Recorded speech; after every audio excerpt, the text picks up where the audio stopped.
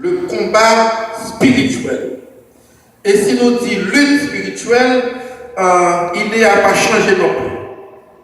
Parce que nous tirons dans un passage même que nous sommes qui fait nous connaître, nous avons un combat, nous avons une lutte, et avec un adversaire qui est puissant. Hier soir, nous avons fait pour introduction, pour nous bien aimé, pour nous rentrer dans ce maintenant, je dis que le premier passage ou bien un message que nous avons et prêté dans le passage que nous sommes lus. Nous avons parlé un peu de différents mondes.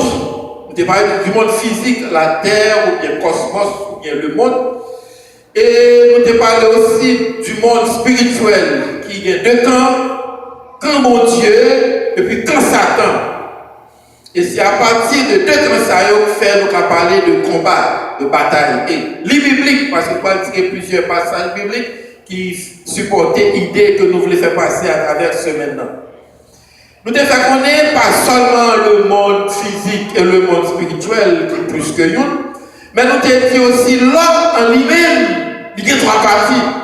Et dans trois parties, l'homme, c'est le corps physique qui est matériel. L'esprit et non, il n'y a pas matériel. Pour cela, combat spirituel n'a mené. Les qui doivent dans les yeux, nous comprenons les Chanel, mais pas Chanel.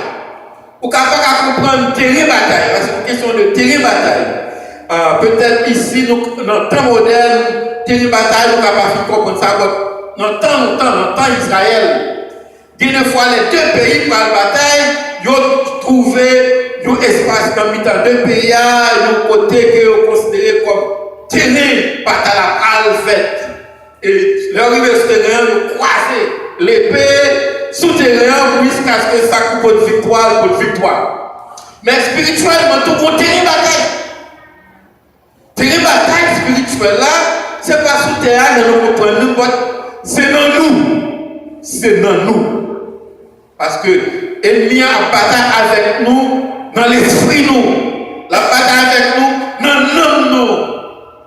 Et c'est pour cela, du fait que l'ennemi est spirituel, nous obligons aussi de cet esprit spirituel pour correspondre à l'ennemi. N'est-ce pas, je te dis, si vous connaissez avec chanalité, pas de bataille ou déjà perdu. Parce que l'ennemi est puissant. Je vais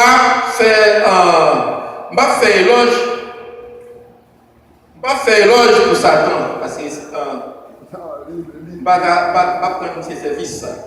But anyway, nous devons connaître que Satan est fort. Et par moi, Jésus lui-même tout lui dit ça. Pour faire connaître que Satan est puissant. Il a accusé Jésus, dans Jean, je crois. Le premier miracle Jésus a fait, il a attribué avec Baal.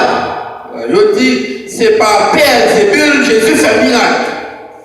Et puis Jésus te dit, bien que ce n'est pas de vérité, mais c'est un raisonnement. Si Baal a une levé contre l'autre, Baal ou bien Satan divisé. Et dit, si Satan divisé, royaume n'a pas qu'à camper. Jésus qui dit. Après quoi, Jésus dit, comment un homme t'a fait alcaille un homme qui est fort, s'il va d'abord marrer l'homme et après le film marrer, il est capable simplement piller l'homme.